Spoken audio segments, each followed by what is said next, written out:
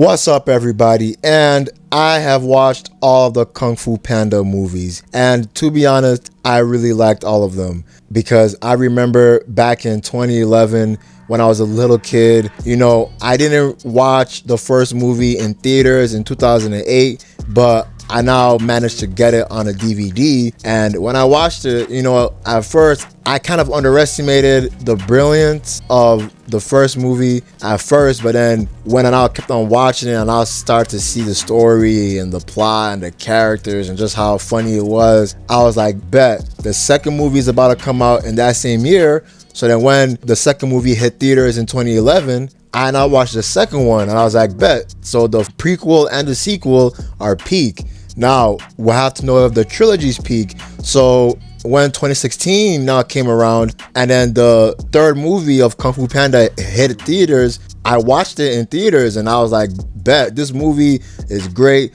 First movie is great. Second movie is great. The trilogy is great. So fast forward all the way to 2024 when I now got word that Kung Fu Panda 4 was being released literally today, March 8th, 2024. You could imagine my excitement levels for Kung Fu Panda 4. So I managed to squeeze some time in between work and in between now to watch Kung Fu Panda 4. And I'll be honest with you, I'll be very, very honest with you. I do believe that Kung Fu Panda 4 is my least liked movie of the franchise because it's not a bad movie per se, but it doesn't really hit the peak levels of the first three movies. And DreamWorks, they always shit out great movies, you know what I mean?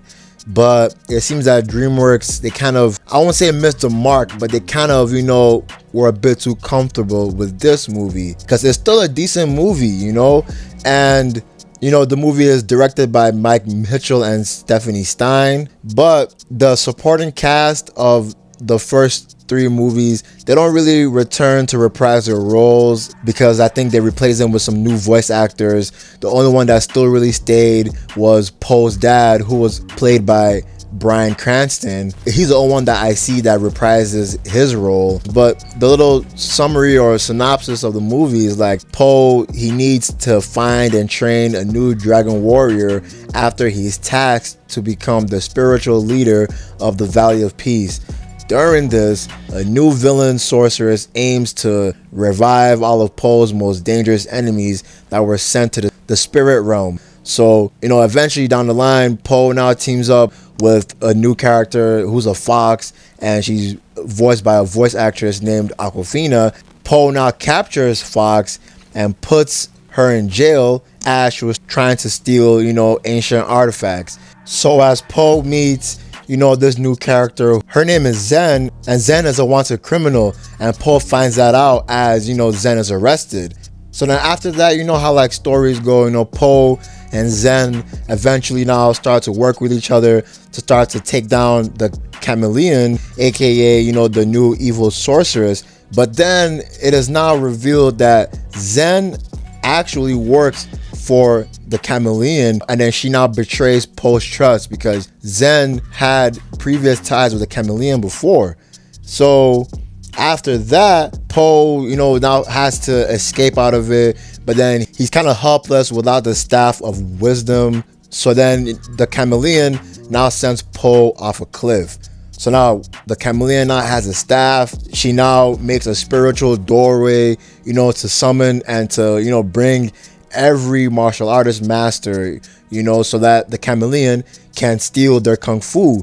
And the martial artists that, were kind of revived, it includes Tai Lung, Lord Shen, and Kai. So then Zen, after seeing the mistake that she made, she now decides to run away from the chameleon for good.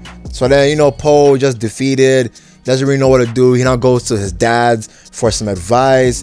They now give him the advice that he needs. So then later on, Poe and Zen now bump into each other. She tries to stop him, lead into a fight with each other. But then, she now realizes that she cannot change his mind. Then, she now gives him a hug before Poe now goes to face the chameleon, Zen actually manages to convince the den of thieves, to help her out in saving Po. Then after this, Po tries to face off with the chameleon. Then as the fight is going on, chameleon is transforming into multiple of hybrid creatures. All of this just, it's kind of chaotic. The fight scene is pretty good, I'll be honest with you. This, in my opinion, the best fight scene of the movie. But then as this is going on, chameleon now traps Po in a cage. So then, putting his trust into Zen, he now gives her the staff of wisdom. Then she now uses that to give the kung fu back to every single master that chameleon has stole from. This movie is kind of a basic movie. It doesn't really have any real stakes, but it's not a bad movie per se.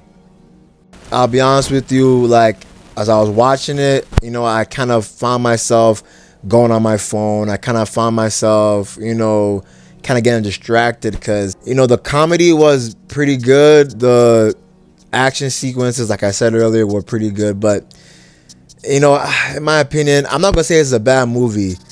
I'll just probably put it at like a 7 out of 10, a 7 out of 10 flat because, it does fulfill, what it's set out to do. It does do that, but it doesn't necessarily, reach new heights or create new, create new moments, in my opinion. But that's the end of the video, man.